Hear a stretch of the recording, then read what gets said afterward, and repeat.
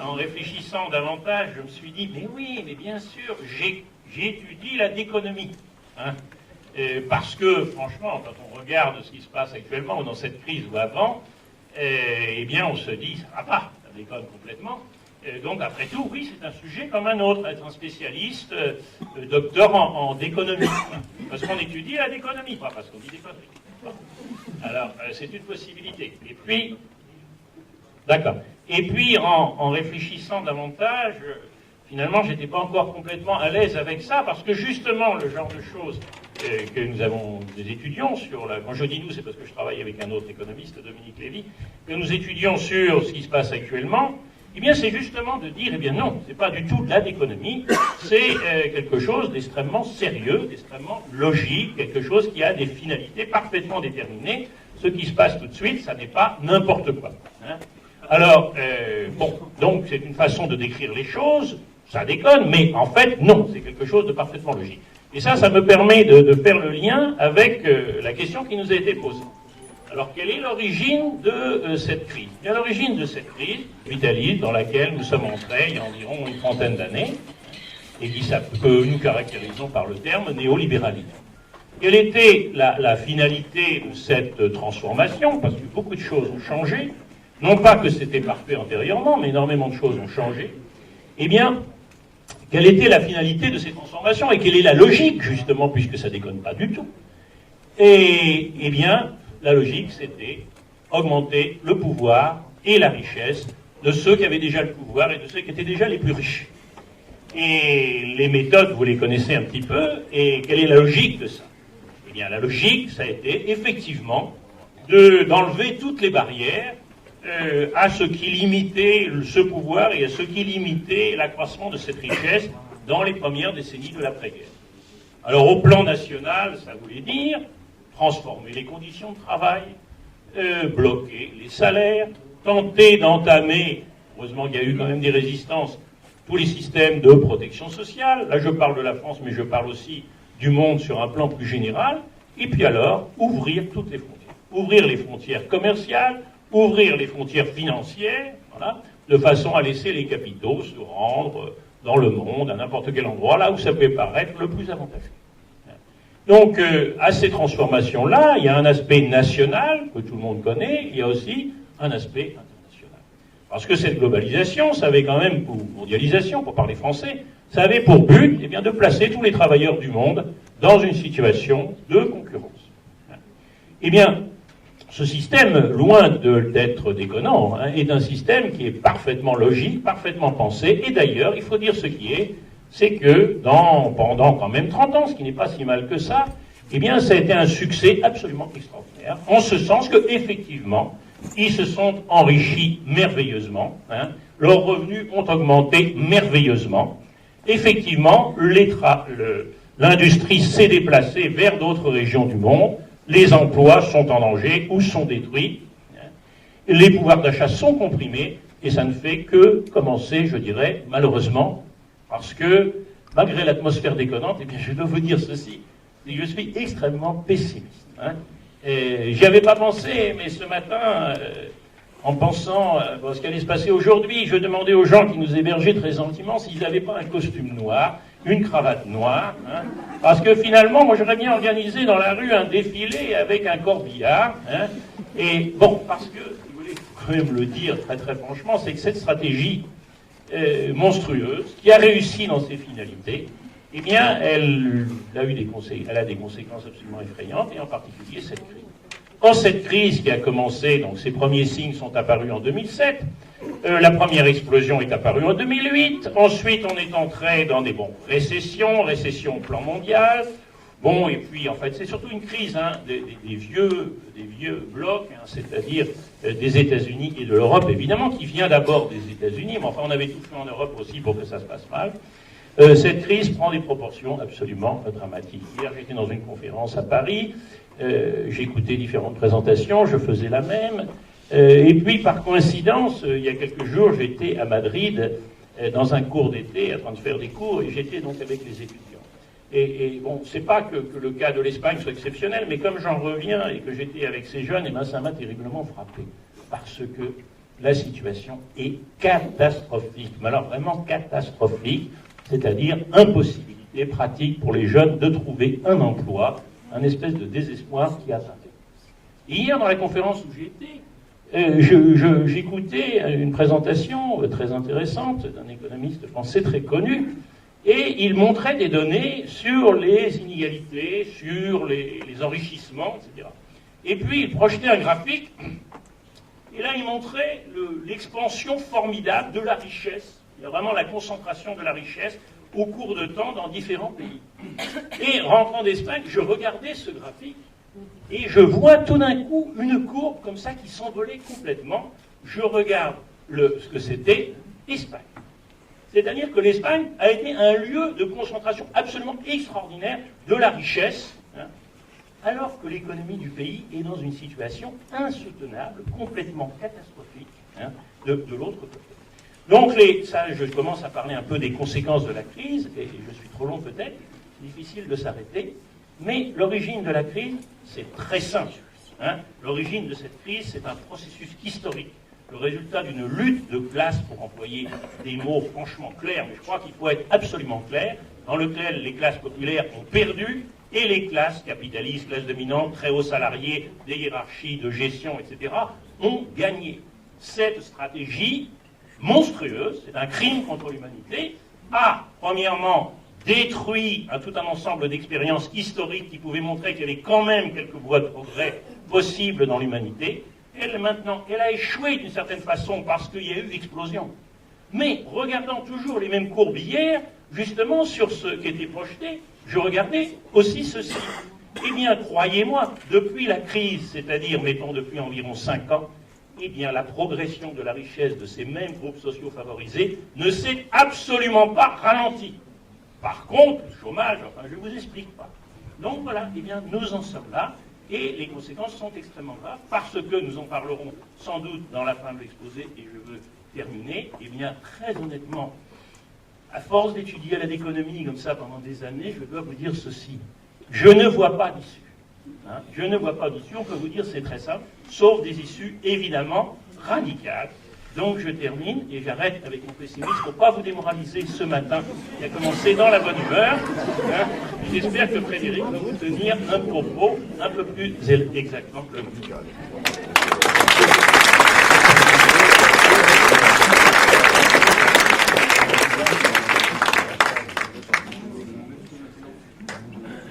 Monsieur Boyal me demande si 10 minutes c'est bon. J'hésiterais entre 30 secondes et 1 heure. Hein. Parce que, ben oui, c'est ça, vous voyez, sur un sujet comme la crise présente, 10 minutes.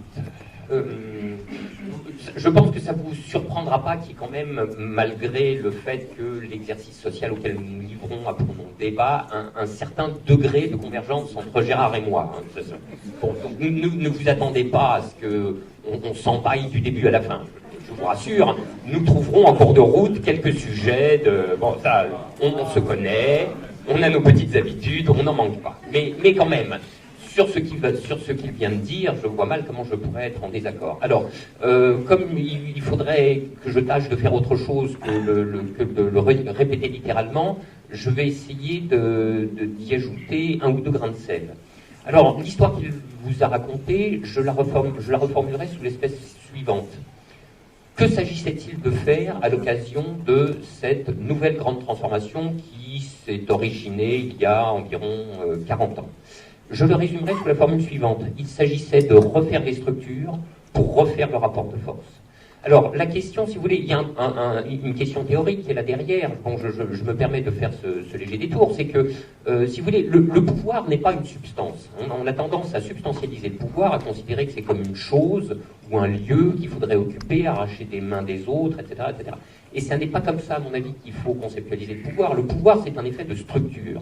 La distribution du pouvoir, et notamment la distribution du pouvoir entre les groupes sociaux, est déterminée par l'agencement, par la configuration des structures. Et vous allez comprendre ça en un instant. Vous saisissez immédiatement que la répartition du pouvoir et le rapport de force qui s'ensuit entre le capital et le travail est rigoureusement différent selon que les structures sont celles d'une économie auto-centrée, avec libre-échange extrêmement modéré, concurrence largement tempérée par un protectionnisme raisonnable, interdiction des investissements directs, en tout cas sans autorisation, c'est-à-dire frein aux délocalisations. Deuxièmement, la finance est croupion, les marchés d'actions sont cloisonnés, la liberté de circulation internationale des capitaux est extrêmement restreinte. Troisièmement, il y a un modèle de politique en vigueur, d'ailleurs rendu possible par le reste des structures, qui permet de s'appliquer à une dynamique de croissance autocentrée, de la stimuler ou bien de la freiner quand elle commence à déraper un petit peu, etc. C'était la grande époque keynésienne de ce qu'on appelait le fine-tuning, et on vous réglait au petit, vous voyez, au millipoil le taux de croissance en jouant sur des instruments de politique économique qui étaient restés souverains. Et la politique économique poursuivait un objectif de maximisation de la croissance et du plein emploi.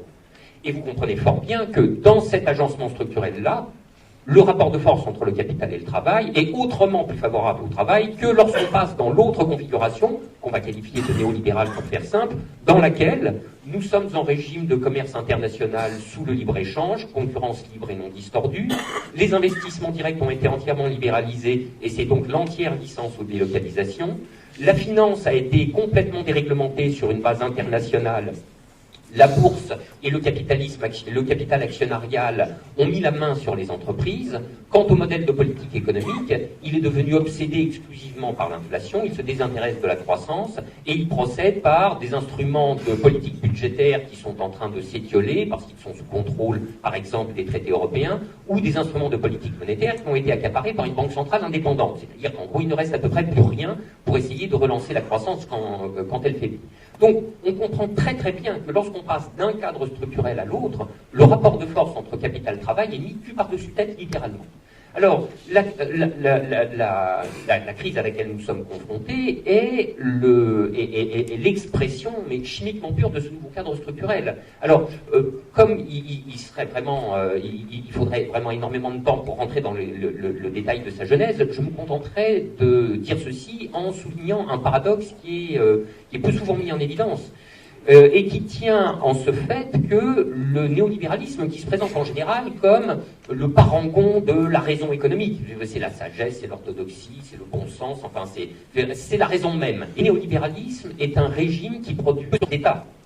Alors les institutions financières, parce que par un procédé dont je ne vais pas vous détailler le mécanisme, parce que ça commencerait à donner un tour un peu académico-chiant à notre séance d'aujourd'hui, les banques et les fonds spéculatifs ont pour pratique de s'endetter massivement pour mobiliser ce qu'on appelle l'effet levier qui, en deux mots, permet d'extraire à partir d'un investissement d'une rentabilité économique donnée, une rentabilité proprement financière démultipliée. C'est la raison pour laquelle les grandes firmes de Wall Street s'étaient surendettées dans des proportions qu'on n'avait jamais vues au moment de l'explosion de la crise des subprimes. Surendettement des caractéristiques du régime d'accumulation néolibéral. C'est deux grandes contraintes structurantes, que soit la contrainte de création de valeur toujours plus élevée.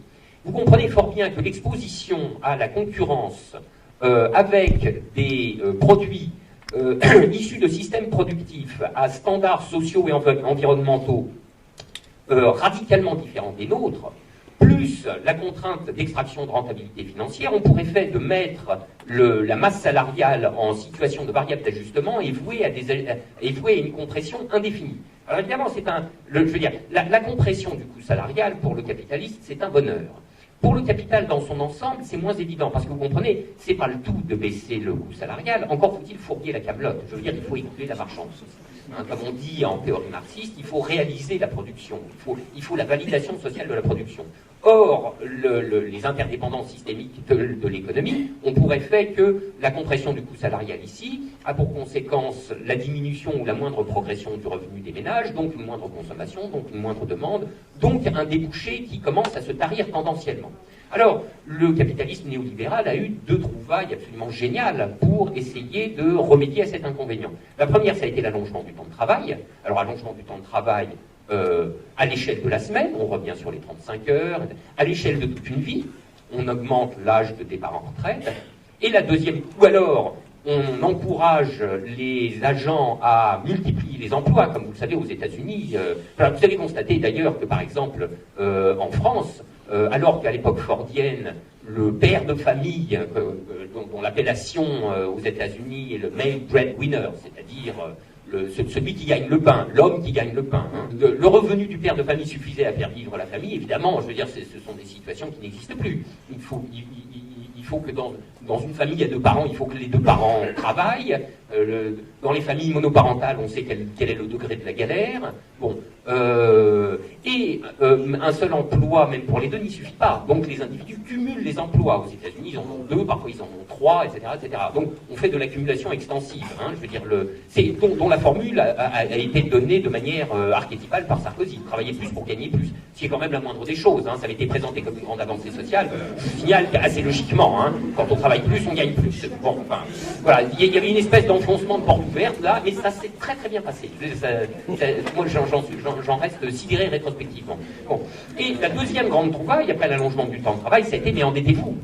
C'est formidable, hein. Ça fait tourner le business du crédit à la consommation, donc c'est du nanan pour l'industrie financière, et ça nous permet de continuer à vous faire entrevoir les plus larges perspectives d'accès à la consommation, tout en tenant votre revenu sous pression. Sauf qu'au bout d'un moment, le surendettement des ménages finit par se manifester et ils entrent eux-mêmes en crise de solvabilité, ils ne peuvent plus payer la dette. Alors c'est ce qui s'est passé avec la crise des subprimes. C'est l'endettement immobilier qui a foutu les ménages dans le jus, quoi, tout simplement. Sauf qu'ils n'y sont pas tombés tout seuls, puisqu'évidemment à l'autre bout, il y a les créanciers. Les créanciers, c'était les banques, elles sont tombées à leur tour. Bon. Le troisième agent qui est voué au surendettement, c'est l'État, et pour des raisons que la conférence introductive de Richie Jobs a assez bien détaillées. C'est-à-dire, vous réduisez vous savez qu'aux États-Unis, il y avait un projet mûri par la droite de très longue date qui avait pour nom Rollback Agenda. C'est-à-dire, on rembobine. Qu'est-ce qu'on rembobine? On rembobine tous les progrès sociaux qui ont été acquis depuis le New Deal. Et ça, la droite américaine, les conservateurs, les néolibéraux ne l'ont jamais avalé. Alors il aura fallu patienter quelques décennies, hein, parce que la légitimité n'était plus de leur côté, et dès qu'ils ont repris du poil de la bête, ils se sont attaqués à la chose. Bon, alors, le Rollback Agenda procédait par une stratégie, alors je m'excuse, hein, je vous le fais en anglais, qui s'énonçait « starving the beast », affamer la bête. Qui est la bête à affamer? C'est l'État. Et comment fait-on pour affamer la bête? C'est très simple. On réduit les impôts, on constate un déficit, on mène campagne tambour battant dans le débat public pour la baisse concomitante des dépenses. Et c'est comme ça qu'on va réduire la chose. À ceci près que la bête résiste. Alors, elle résiste par exemple à la façon européenne ou française parce que c'est l'État social qui résiste aux agressions. Il y a des 195, il y a des mouvements sociaux, etc. Ça résiste d'une manière passablement différente tout de même aux États-Unis, où c'est l'État militaro-industriel qui résiste. Ce qu'on n'arrive pas à faire baisser, c'est les dépenses d'armement, sauf cas exceptionnel. Hein, Clinton touche un peu les dividendes de la paix, mais très, très rapidement, Bush Junior arrive et il faut bien aller faire la guerre en Irak, en Afghanistan, etc. Donc, vous voyez, alors, ça résiste, et du coup, les déficits se creusent, et la dette s'empile. Vient une crise monumentale comme la crise des subprimes, avec tous ses effets récessionnistes, effondrement des recettes fiscales pour le coup, envolée des prestations sociales. Alors là, cette fois-ci, le déficit explose et la dette part au ciel. Et nous en sommes là.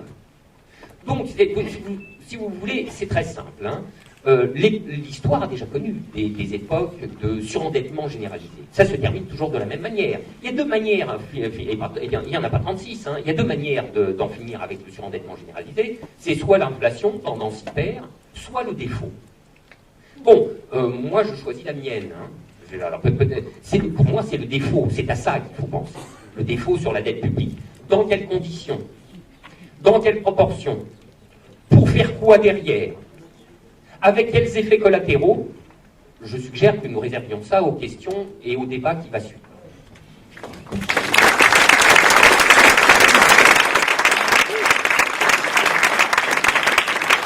Bonjour à tout le monde, bonjour messieurs. Étant fan de football, je dirais qu'on a peut-être les Zidane et Ronaldo dans la salle aujourd'hui. En tous les cas, on est là, on est tous venus pour vous écouter. Ma question va être très directe et assez simple. Étant donné que vous êtes rentrés dans l'art tous les deux, M. Duménil en étant pessimiste et vous, M. Lordon, en disant bon, on va voir ce qu'on peut faire par défaut. Est-ce que vous pensez sincèrement que si on continue à aller dans le mur, ça veut dire que si les Allemands ne changent pas de gouvernement dans 1 an et demi, est-ce qu'il peut arriver en France ce qui est arrivé en Argentine en 2001? Alors, excusez-moi, moi je n'ai jamais fait d'économie à l'école parce que je suis trop âgée. Mais je fais partie d'une association de solidarité internationale Et j'ai vraiment l'impression que ce qui se passe maintenant, c'est une guerre des riches contre les pauvres qui succède à la colonisation qu'il y avait autrefois. Et il me semble complètement anormal que les produits puissent circuler dans le monde, que la finance puisse circuler dans le monde, que les hommes ne puissent pas circuler dans le monde, et qu'on continue à se préoccuper de ce qui se passe chez nous, sans se préoccuper de ce qui se passe ailleurs. De toute façon, la planète a des limites. On ne peut pas continuer à consommer comme on consommait autrefois si on veut que les autres puissent survivre. Et moi, c'est mon problème.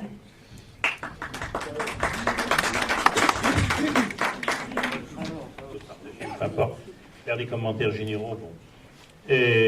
Alors sur la question de la dette et puis du défaut, aussi bien par rapport à ce que tu viens de dire que ce qui a été dit, je veux rappeler la chose suivante, c'est que bien sûr actuellement dans cette phase de la crise, il y a un problème de l'endettement des États. Cette crise s'est développée par étapes. Il y a fait les premiers signes en 2007, ensuite 2008, grande crise financière, commencement de la récession, internationalisation de la crise. Bien. Et si on s'approche de la période actuelle, eh bien, comme les États sont entrés en récession, se sont développés des déficits budgétaires, des déficits des États. Enfin, vous comprenez bien qu'un déficit de l'État, ça peut peut-être aider à soutenir l'économie. Ça aide certainement à soutenir l'économie. Si on coupe, et ce qu'on est en train de faire tout de suite avec l'austérité, ça va être encore bien pire, on va couper. Mais enfin, déficit de l'État 1 an, déficit de l'État 2 ans, déficit de l'État 3 ans, comme on ne fait rien pour remédier aux véritables causes de la crise, c'est bien ça le problème fondamental, parce qu'à cause des enjeux politiques, des enjeux d'intérêt que j'ai décrits tout à l'heure, bon, eh bien les dettes de l'État, alors on se retrouve dans cette phase actuelle où maintenant on ne parle plus que de la dette. Alors la dette, c'est très important, bien entendu, mais enfin il faut bien comprendre que cette crise, c'est pas la crise véritablement de la dette de l'État, c'est la phase actuelle de ce qui est devenu une crise qui était partie complètement ailleurs et qui a des causes fondamentales extrêmement graves. Alors donc la dette monte maintenant, elle pose des problèmes. Pourquoi elle pose des problèmes? Parce que les politiques telles qu'elles sont pensées ne sont toujours pas des politiques pour lutter contre les causes de la crise, pour les raisons structurelles, comme dirait, comme tu as dit dans ton intervention, pour des raisons profondes, en tous les cas des raisons politiques, etc. Comme on ne lutte pas contre ça, c'est devenu une crise de la dette. Mais pour moi, le problème de la dette n'est absolument pas le problème fondamental. Quand bien même on résolverait le problème de la dette d'une façon ou d'une autre, nous serions toujours confrontés au caractère insoutenable et monstrueux de la trajectoire néolibérale au plan mondial. Alors la dette, il va falloir s'en débarrasser. Dans l'immédiat, la gestion de la dette, qu'est-ce que c'est? On n'a pas le choix. C'est-à-dire que dans la situation actuelle, aucune prise de mesure pour lutter contre les causes de la crise, la dette augmente nécessairement. Donc l'enjeu tout de suite, c'est le bras de fer entre ceux qui veulent réduire la dette et puis ceux qui pensent que les déficits sont nécessaires. Mais on ne peut pas non plus continuer à laisser la dette augmenter comme ça à perpétuité. Donc effectivement, un jour, il va falloir gérer ce problème de la dette. On peut gérer le problème de la dette par des inflations, on peut gérer le problème de la dette par le défaut, par je ne sais quoi. C'est arrivé un très grand nombre de fois dans l'histoire. Il ne faut surtout pas s'obséder avec la propagande. Nous laissons cette dette à nos enfants. Eh bien, il reviendra à nos enfants de se débarrasser de cette dette, par différentes méthodes qui peuvent être le défaut, qui peuvent être l'inflation, qui peuvent être... Voilà. Bien. Donc, il ne faut pas non plus s'obséder complètement là-dessus. Le problème fondamental actuel, c'est que nous avons un ordre social monstrueux, que cet ordre social est entré en crise pour des raisons structurelles et que dette ou pas dette, nous n'en sortirons pas. Alors évidemment, ça prend un tour aigu tout de suite. Pourquoi? Parce que les politiques qui sont mises en place, ce sont des politiques de dire il faut absolument couper la dette, en Europe surtout, parce que les États-Unis, c'est beaucoup moins, au moins jusqu'aux élections américaines, c'est beaucoup moins marqué que chez nous. Donc on va couper les dépenses, on va couper les dépenses. Donc évidemment, ça devient un enjeu social immédiat. Mais attention, l'économie européenne est en train d'entrer en récession. Récession monstrueuse également. La Grèce, l'industrie a chuté de 30% par rapport à son niveau d'avant la crise. Ils sont dans une récession de 6% par an. Alors attendez, vous allez voir, quand je disais que j'étais pessimiste, vous allez voir dans 6 mois, vous allez voir dans 1 an. L'Espagne est en récession, la France est sur le point de basculer en récession. Si on regarde vraiment les derniers indicateurs, voilà. Moi, ça, l'Allemagne, peut-être, j'espère que l'Allemagne va entrer en récession. Elle va blâmer les autres, mais, non, mais c'est très très important politiquement, vous comprenez ceci. Alors c'est là, maintenant ce problème de la dette, il va se poser, mais de façon aiguë, ce problème de contenir la dette va se poser véritablement de façon aiguë dans l'immédiat. Pourquoi? Parce que si on rentre en récession, ce qui est déjà le cas dans pas mal de pays d'Europe, et ce qui va se généraliser, je pense, eh bien la dette, les déficits et la dette vont encore augmenter, parce que les recettes budgétaires vont se contracter. C'est bien pour ça que la stratégie actuelle de l'austérité, c'est une stratégie monstrueuse, elle va causer la récession. En causant la récession, elle va augmenter la dette. Donc nous sommes face à une période de confrontation, puisque je pense que l'absurdité de ces politiques va apparaître. Combien de temps va-t-il leur falloir pour se rendre compte qu'il faut changer complètement les règles du jeu pour qu'on en sorte un jour dans 5 ans ou dans 10 ans? Eh bien, il va peut-être leur falloir 5 ans, il va peut-être leur falloir 10 ans, il va peut-être leur falloir pas mal de luttes sociales, etc. Ça va être très très dur. Mais eux, les autres quand même, parce que c'est un peu bête de dire les méchants, les riches, etc. Mais c'est ça à 100%. Ça fait 15 ans que nous disons ça. Quand on racontait ça au début, on nous disait « Ah, mais c'est trop facile, vous mettez tout sur le dos des riches, etc. » C'est-à-dire, on voit exactement maintenant où on en est. Parce que quelle est leur solution à eux? Eh bien, regardez le discours de Merkel, regardez ce qu'elle fait en Allemagne. C'est quoi? Casser les pouvoirs d'achat. Pas casser les pouvoirs d'achat en général, casser les pouvoirs d'achat de la fraction de la population qui a les revenus les plus faibles. C'est ce qu'ils ont fait. Casser les systèmes de protection sociale. Pendant ce temps-là, vous comprenez, ça progresse un peu. Pourquoi? Parce qu'en Chine, par exemple, eh bien, les salaires augmentent quand même. Alors, on arrive à ce point qu'on voit Obama qui dit plus exactement aux grandes sociétés américaines, pourquoi vous allez investir en Chine? Maintenant, le travail est pratiquement aussi bon marché dans certains États qui sont dans une situation catastrophique des États-Unis.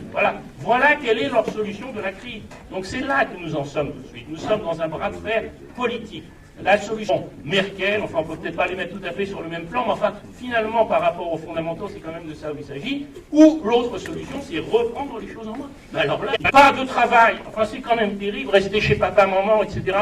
C'est catastrophique. Il y a quand même une des petites prises de conscience qui se consigne, et l'événement qui a lieu aujourd'hui en est un petit peu la marque. Eh bien, il faut que ça change. Alors l'Argentine, oui, très possible, l'Argentine effectivement, tel qu'on est parti pour l'instant, mais où sommes-nous tout de suite? Je suis désolé d'être aussi pessimiste, mais nous sommes en 31-32. Vous comprenez? C'est bien ça le problème.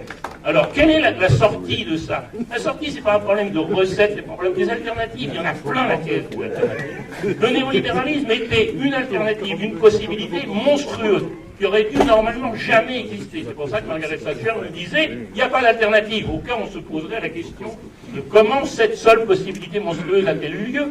Des alternatives, il y en a plein, c'est facile. Le problème, c'est un problème de reprise de pouvoir. Alors effectivement, on tombe sur démocratie. Enfin, vous savez très bien, je n'ai pas besoin de vous expliquer, je vais m'arrêter, je suis trop long. Mais je veux dire, vous savez très bien ce que ça veut dire. Enfin, regardez l'information, regardez la désinformation, regardez la presse. Je ne voudrais pas donner de nom, mais quelquefois je suis... Des questions sur la situation économique actuelle. Et des gens qui sont des journalistes. Et ça n'a rien à voir avec la réalité. Que la crise actuelle a été causée par l'augmentation des dettes. On n'avait plus les moyens, on a continué à dépenser. Voilà la représentation de la crise qu'ils ont dans la tête. Enfin, c'est complètement impensable. Et moi, il faut que je leur explique qu'il y a eu une crise en 2007-2008, ils ne savent pas que ça vient des États-Unis, que c'est lié au machin. Leur interprétation de la crise. Alors, comprenez bien, démocratie très bien, mais dans un régime de crétinisation générale par l'information, dans un régime d'abrutissement des étudiants à l'université, parce que qu'est-ce qu'on fait? La pensée néoclassique, ça sert à quoi? À rien. C'est-à-dire que pour le crâne des étudiants, avec des modèles absolument ingérables. Là, je ne voudrais pas raconter des anecdotes, mais quand même, il y en a qui sont piquantes. Eh bien, les étudiants, quand ils sont en train d'apprendre ces choses-là, puisque les mots sont à la mode des conneries, ils ont très très clairement, eh bien, ils n'ont pas le temps de penser. Ils n'ont pas le temps de lire, ils n'ont pas le temps de s'informer de l'histoire économique, ils n'ont pas le temps de s'informer de l'histoire politique, etc. Ensuite, ils sont tout mûrs, ils arrivent sur le marché du travail où une partie n'en a pas, et d'autres se mettent au service de l'intérêt de rien. Alors voilà, donc qu'est-ce qu'on peut faire? Eh bien, la seule chose qu'on peut faire, c'est organiser des événements comme aujourd'hui, c'est continuer, c'est essayer de faire péter un petit peu les choses, parce que pour renverser ces dynamiques-là, c'est un travail considérable. Les questions ensuite qui ont été posées dans l'environnement, ça j'en parlerai. C'est dans ma vie de casser du néolibéralisme. Il ne faut pas que je commence parce que on est très tu as un mauvais fond, mais tu le sais. Et ça, c'est bien. Dans un pays catholique, c'est bien. Oui. Alors, derrière la crise de la dette, il y a, comme l'a dit Gérard, il y a une crise de la structure d'ensemble de cette époque du capitalisme. Et derrière cet agencement structurel, il y a un ordre de domination. Un ordre de domination, du fait que les dominants n'auront aucun intérêt à son changement, ne se transforme ou ne cède que lorsqu'on arrive à un point de rupture, à un point de catastrophe. Et c'est la raison pour laquelle, d'ailleurs, comme on n'est pas encore parvenu à ce point de catastrophe, même si on s'y dirige gaillardement, je veux dire là, comme on n'est pas encore parvenu à ce point de catastrophe, nous enchaînons par exemple les sommets européens, qui ne traitent en effet que de l'épiphénomène de la crise des dettes publiques, sans évidemment jamais avoir envie de rien mettre en cause de plus fondamental. Et les sommets s'enchaînent, les communiqués de victoire, les légers moments d'abattement qui suivent, jusqu'à la préparation du sommet d'après. Bon. Alors voilà, le problème est que cette dette continue de croître, d'embellir, de diverger et de monter jusqu'au ciel. Que peut-on faire pour, restons dans la strate épiphénoménale, stabiliser un ratio de dette publique? Un bon keynésien qui passerait par là vous dirait, et il n'aurait pas tort, tout ça n'est pas très grave, il est logique qu'il y ait une récession après une crise financière aussi violente, c'est le moyen terme du retour endogène à la croissance qui finira de lui-même par stabiliser les ratios déficit sur PIB, dette sur PIB, etc., etc. Notez bien que les keynésiens ne se sont jamais préoccupés de transformer vraiment l'ordre des choses. Ça nous remet un petit peu à flot, mais ça ne nous fait nullement sortir du cadre structurel où s'inscrit le principe générateur de cet endettement généralisé de tous les agents, y compris l'État, et le principe générateur également de maintes autres tares sociales. La deuxième solution pour stabiliser les dettes, c'est celle qui a été choisie par les marchés financiers et par leurs commis européens. L'austérité. L'austérité est un échec flagrant. Il semble que les capacités d'apprentissage de nos élites puissent encore être améliorées, puisque la compréhension n'est pas encore parfaitement... Je veux dire, elles n'ont pas encore formé l'idée claire et distincte du mur qui est en train de s'approcher. Alors après, il y a une troisième solution qui s'en prend au stock de la dette lui-même. Alors, Gérard me dirait...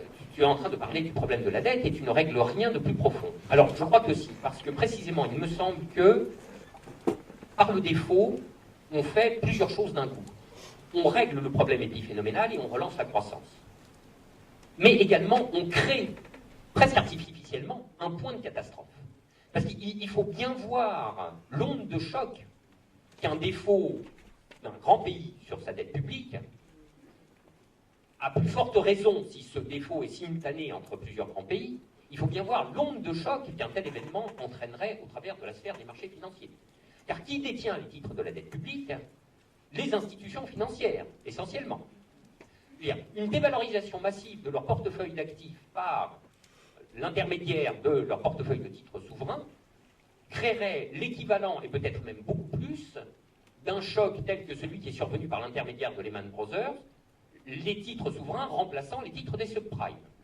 À savoir, de proche en proche, en 24 heures, l'intégralité du système financier et bancaire international par terre. Par terre. Alors, là, on est dans un événement qui a une charge d'ambivalence extrême. C'est-à-dire que c'est une catastrophe, c'est l'événement maximal en économie de marché, le risque systémique, comme peut l'être dans un autre genre l'hyperinflation. Et en même temps, c'est un point de catastrophe qui ouvre des opportunités phénoménales. Et en particulier, elle ouvre celle de refaire intégralement les structures financières et bancaires, de refaire intégralement, puisque les banques étant à terre, leur valeur financière tombe à zéro, les banques étant à terre, ce dont d'ailleurs on se fout, à partir du moment où elles sont par terre, ce dont on peut les ramasser à la peine et au petit balai.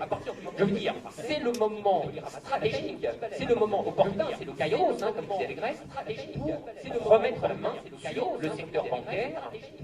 Et alors à ceux qui vous répondront que ça coûte très cher de nationaliser les banques, et alors à ceux qui vous répondront qu'on ne le paiera pas pour cette nationalisation, la nationalisation ne sera pas saisie. Et je veux dire, il serait pour pouvoir qu'on paye pour quelque chose qui ne vaut plus rien. Ça c'est quelque chose qui ne vaut plus rien.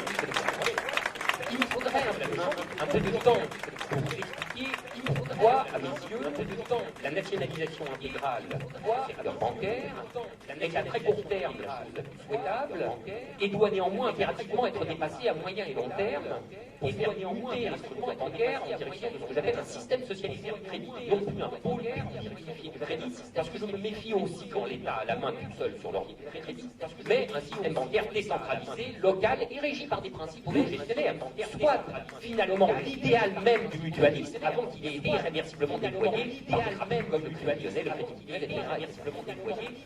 Alors là, vous voyez, on commence, ça c'est ce que les anglo-saxons appellent le game change. Là, ça commence à changer radicalement les données du problème, puisqu'on a refait intégralement les structures bancaires. Et l'événement serait tel qu'il y aurait une renationalisation, et l'événement serait tel, c'est-à-dire on en finirait simultanément avec le libre-échange à tout craint, les délocalisations à tout craint, le secteur bancaire totalement libéralisé qui fait n'importe quoi, et probablement dans la foulée également avec le pouvoir du capitalisme actionnarial et tout le modèle de politique économique qui serait conséquemment refait. Soit l'entrée dans une nouvelle ère de quelque chose qui serait quoi? Est-ce que ça serait encore le capitalisme? Oui, si le rapport salarial est maintenu, mais avec un indépendant d'une telle force, pourquoi ne pas envisager de pousser plus loin encore notre avantage jusqu'à refaire les rapports sociaux de production, éventuellement dans la direction du dépassement autogestionnaire du rapport salarial capitaliste. Donc là, vous voyez, on part de l'événement superficiel qu'est la crise des dettes publiques, etc., et on organise le point de catastrophe pour en tirer tous les effets de gigantesques lessives et les plus grands avantages. Alors vous me direz, mais c'est intéressant, mais quand même, c'est joueur. Et le fait est, mais le problème, c'est que l'alternative est que soit c'est nous qui jouons le coup, soit c'est le système qui va le jouer tout seul à notre place. Car, comme Gérard l'a dit, et là je suis complètement d'accord avec lui, supposer, moi, je vais vous dire ma hantise, c'est qu'un jour, d'un de ces foutus sommets européens, sorte un rafistolage qui tienne un petit peu mieux le coup que les autres, qui arrive à calmer les marchés financiers et qui nous laisse l'austérité pour 10 ans. Je veux dire, et très honnêtement, je redoute cette issue. Alors, l'austérité pour 10 ans, et alors après on sort de l'austérité. Pourquoi? Mais pour la reprise du jeu exactement à l'identique, pré-2007, vous comprenez? Donc alors là, on perd, mais dans tous les compartiments du jeu, n'est-ce pas? C'est la raison pour laquelle, pour moi, l'alternative se résout à ce choix assez simple. Ce qui mettra un terme à ce système sera, soit son effondrement endogène sous le fait de ses propres contradictions, 2, soit une insurrection, puisque, en effet, comme tu le dis, Étienne, il n'y a plus aucune solution d'accommodation à froid du changement social fondamental, du changement social radical, dans des institutions qui se donnent mensongèrement pour démocratiques. Effectivement, ces institutions organisent la capture, elles organisent la dépossession du pouvoir du peuple, du pouvoir des citoyens, et la confiscation au profit d'une oligarchie. Donc c'est pas de ce côté que ça viendra. Moyennant quoi, le changement radical ne viendra que d'une gigantesque convulsion, comme Marx l'avait envisagé en son temps. Donc attachez vos ceintures. À terme, ça va tanguer.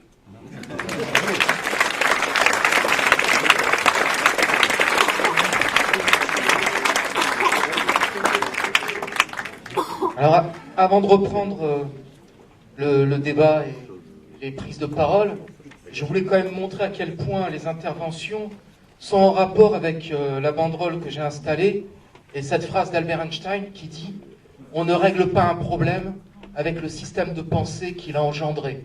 Et donc on ne pourra pas régler cette crise avec le libéralisme. » C'est bien une question radicale qui est posée. Je vais aller sur le fond. Il y avait une première question, je crois. Alors là-haut, parce qu'ils n'ont pas parlé.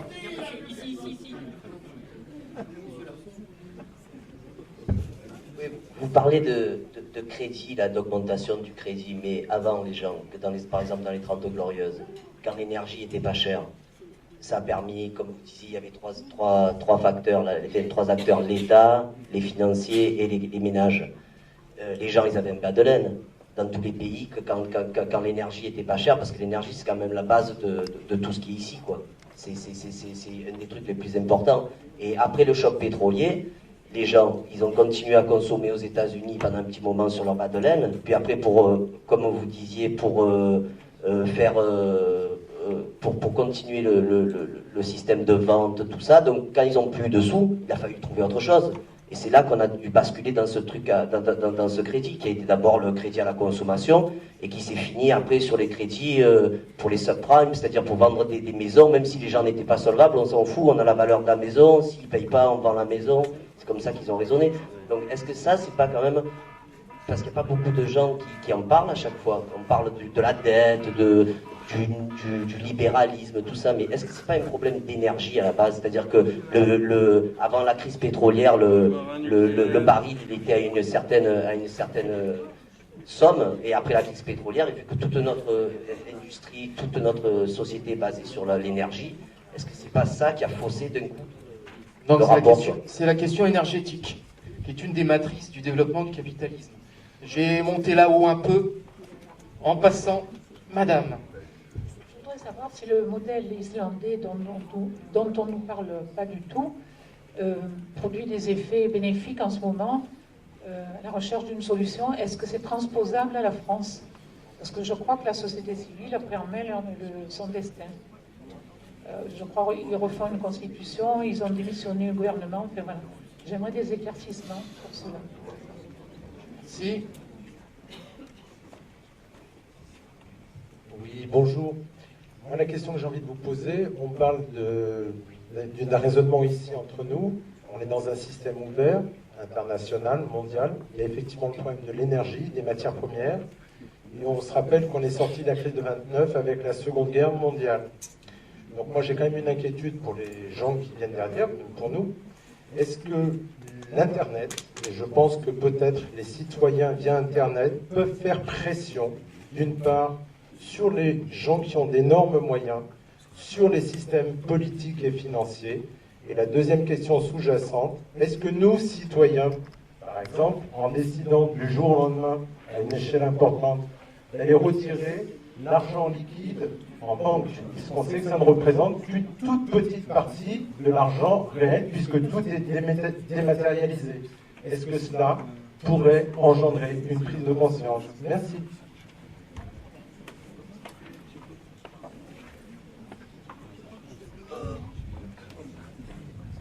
Bonjour. Que faut-il penser des positions politiques récentes, alors prises par le Parlement européen, qui a refusé avec une large majorité l'accord sur le droit de propriété industrielle et le piratage qui était négocié et qui avait été mis en place par les commissions européennes par ailleurs, et dont le Parlement a voté contre, et en particulier grâce justement aux pétitions des citoyens. J'ai bien suivi l'affaire. Et de notre côté, là aussi, si les informations sont bonnes, le fait qu'il y ait actuellement un recours au Parlement, au Bundestag, au Parlement allemand, pour un recours constitutionnel sur la non-constitutionnalité du pacte européen, budgétaire et du MES. Donc, il semble qu'il y a un petit coup de frein du côté politique qui mériterait d'être développé. Dernière question. Oui, bonjour. Je voulais juste reprendre une partie de votre raisonnement, Monsieur Lordo, en fin de votre discours. Vous nous disiez il n'y a que deux solutions, soit l'effondrement du système tout seul, de par ses contradictions, soit insurrection. Mais juste avant, vous nous aviez dit, je n'ai qu'une crainte, c'est que l'austérité dure 10 ans et que ça recommence comme avant à peu près. Et ça me paraît le plus probable, dans l'équilibre des forces, tel d'ailleurs que vous le décrivez vous-même. L'insurrection, c'est le miracle qui arrive. Bon, d'accord. Alors voilà, je voulais juste que vous détailliez ces... Vous êtes cruel, monsieur. Ces emmerdements dialectiques. Oui, je ne vous remercie pas. Alors, avant de rendre la parole à la tribune, on n'est pas encore sorti de la crise, mais j'ai l'impression que l'air conditionné est en train d'arriver.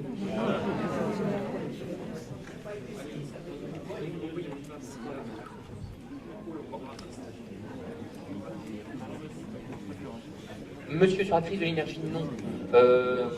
Parce que, alors là je vais faire l'économiste, même pas l'économiste, vous voyez. En termes réels, c'est-à-dire corrigé de l'inflation, le prix de l'énergie a plutôt baissé en très longue période, jusqu'au pic, là, quand ça a commencé à s'envoler en 2007-2008. Mais c'est pas ça, hein. Le principal facteur de la régression du pouvoir d'achat des ménages, c'est la compression salariale qui vient des contraintes proprement macroéconomiques.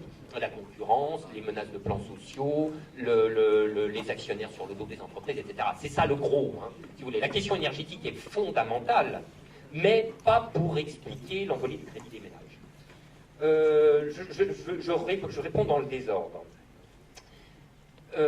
Monsieur, sur ce qui se passe au Parlement européen sur le droit de propriété, je serais bien en peine de vous répondre, je suis totalement ignorant sur le sujet. En revanche, votre question m'a plu lorsque vous avez évoqué les problèmes de... Je me souviens plus où vous avez évoqué. Ah oui, pardon. Lorsque vous avez évoqué les problèmes de constitutionnalité.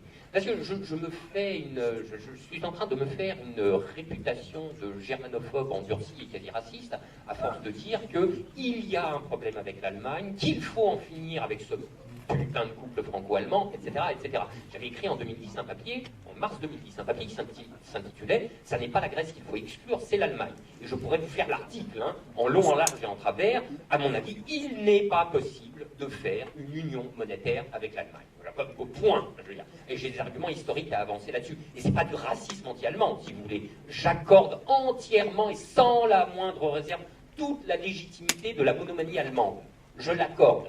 Je veux dire, chaque pays, on ne saurait reprocher à un pays d'avoir sa psyché collective, pour ne pas dire son roman national, marqué par une expérience réelle ou imaginaire. Je veux dire, voilà, donc la chose, le seul truc, c'est qu'un pays qui poursuit comme ça de manière obsessionnelle ses monomanies n'a pas à les imposer aux autres, car ça crée des petits problèmes de compatibilité. En revanche, la seule institution qui résonne encore un peu en Europe, c'est la Cour constitutionnelle de Karlsruhe. C'est la seule qui a un peu la tête sur les épaules. La Cour constitutionnelle de Karlsruhe rend dans chacune de ses décisions, non pas des avis juridiques, mais des leçons de philosophie politique. C'est la dernière gardienne du principe de souveraineté. Et comme elle a une haute conscience de la circonscription exacte de ses prérogatives, elle s'occupe de la souveraineté allemande, ce qui est la moindre des choses.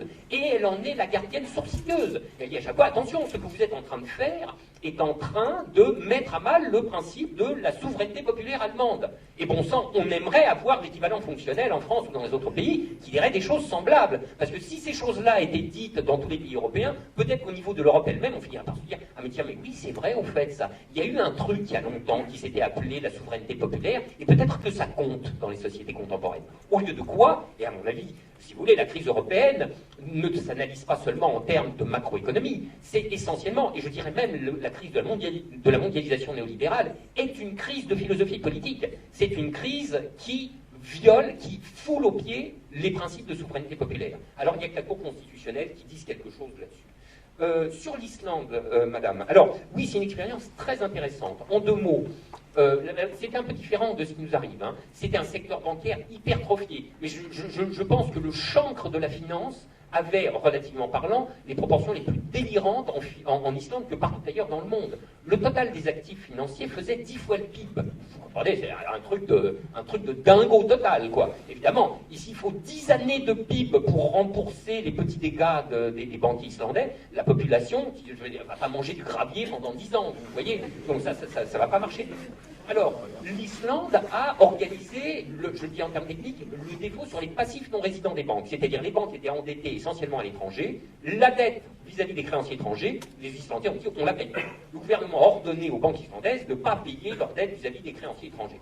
Et ça a remis le système à flot, quoi. Vous voyez, la couronne a été dévaluée, alors ça a overshooté, elle était dévaluée de presque les 2 tiers. Et la croissance islandaise est repartie un petit peu de tiers, et puis là-dessus, le choc était tellement rude qu'islandaise est repartie un petit peu de tiers, et puis là-dessus, le choc était tellement rude qu'islandaise est repartie un petit peu de tiers, et puis là-dessus, le choc ce processus est admirable. Moi, je suis toujours obsédé en ces matières par la question du nombre. N'y a-t-il pas des nombres qui rendent possible certains processus, et d'autres nombres au-delà desquels ça devient plus dur, et il faut penser des formes organisationnelles, des formes institutionnelles politiques, un peu créatives, un peu inventives. Et moi, j'ai pas d'idée là-dessus. En revanche, ce que je vois, c'est que les Islandais font constituante, mais visiblement, ils n'ont pas la moindre intention de changer quoi que ce soit aux rapports sociaux fondamentaux du capitalisme. C'est un truc qui continue de leur aller assez bien. Et donc, vous voyez, hein, réforme politique, même assez sérieuse, et transformation de l'ordre socio-économique, ça ne va pas de pair. Maintenant, quant à mes petits tracas dialectiques. Eh bien, je dois vous dire, monsieur, que vous avez raison. Alors moi, je ne suis pas comme Gérard, c'est-à-dire je ne suis pas dans la déprime permanente. Mais je suis maniaco-dépressif. Alors, je suis gentiment cyclotimique. C'est-à-dire, j'ai mes semaines roses et mes semaines bleues. Semaine rose, on va faire le défaut. Semaine bleue, c'est foutu, on en a pour encore des décennies de merdasse. Et voilà, ça dépend du jour dans lequel vous me prenez. Mais je peux faire comme lui, hein. Je peux vous désespérer des armées de militants quand vous me prenez dans un mauvais moment. Hein.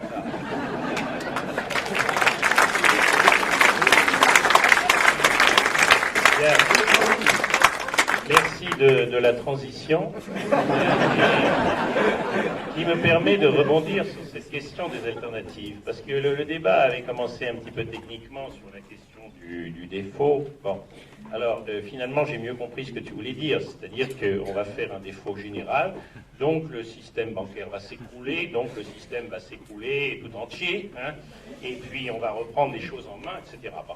Alors, très bien. Enfin, pour moi, si on envisage ce genre de scénario, très optimiste, alors effectivement, c'était un bon moment. Non, minute rose. Hein, et donc, si on prend ce scénario très optimiste, pour moi, là où on commence, c'est pas très important. On peut commencer par le défaut, on pourrait commencer par autre chose, le défaut pourrait suivre, etc. C'est vraiment une porte d'entrée pour aller dans une remise en cause absolument générale et reconstruction absolument générale. Bon, très bien, peut-être qu'on pourrait commencer par là, mais enfin, c'est un détail, quand on aura le pouvoir, on verra. Hein. Et puis, on commencera à casser par un bout. On commencera à casser par un bout, là, pourquoi pas, bon. Alors, voilà, donc je voudrais reposer peut-être un petit peu plus sereinement cette question qui est quand même évidemment centrale, c'est-à-dire c'est la question des sorties possibles. Hein. À un niveau politique assez élevé, puisqu'on est arrivé jusque-là, on n'est pas en train de discuter d'aspects techniques.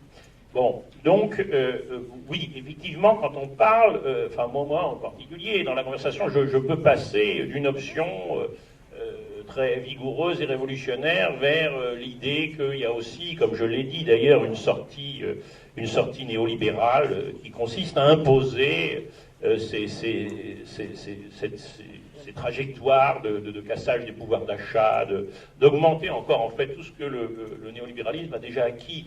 Je veux quand même dire ceci, moi, on parle beaucoup du centre, moi je m'intéresse beaucoup à d'autres régions du monde, notamment l'Amérique latine ou l'Asie, et je voudrais quand même dire ceci, parce que c'est pas très connu en France, mais si on prend des pays comme le Mexique ou l'Argentine, hein, et qu'on regarde le pouvoir d'achat d'une heure de travail après la Deuxième Guerre mondiale, ensuite on le compare avec 1974, pouvoir d'achat, ça veut dire combien de paires de Hugrol pouvez-vous acheter, hein, avec le salaire, ou combien de bicyclettes, bien, on s'aperçoit que ce pouvoir d'achat avait plus que doublé. Hein. Et puis, si on se demande, bien maintenant, au Mexique et en Argentine, le pouvoir d'achat d'une heure de travail, où est-ce qu'il est, hein? Eh bien, au niveau de 1945. Non, mais il faut quand même le savoir. Parce que, évidemment, ça correspond complètement à ces mises en place du néolibéralisme. Ils sont passés par les dictatures, mais enfin, désespérons pas. Hein. Donc là, je bascule, vous voyez, c'est dans les 30 secondes. Alors, donc il faut quand même être assez prudent, il peut se passer beaucoup de choses. Alors évidemment, quand on envisage ces perspectives-là, et si on bascule d'une phrase à l'autre comme ça sur des sorties révolutionnaires, on pète tout, et puis sur des sorties qui sont extrêmement, des continuations, qui sont extrêmement pessimistes, c'est parce qu'effectivement, il y a des ensembles de scénarios. Hein, et je crois qu'il faut quand même penser les choses comme ça. Alors, c'est pour ça que j'ai essayé de parler un petit peu dans ces façons. Bon, très bien, on a le pouvoir, on change tout, on commence par un bout, on commence par l'autre.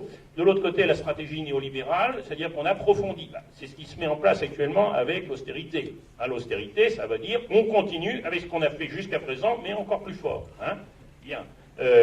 Donc ça, ce sont deux choses. Mais il y a quand même un éventail de possibilités qui est plus large. Hein.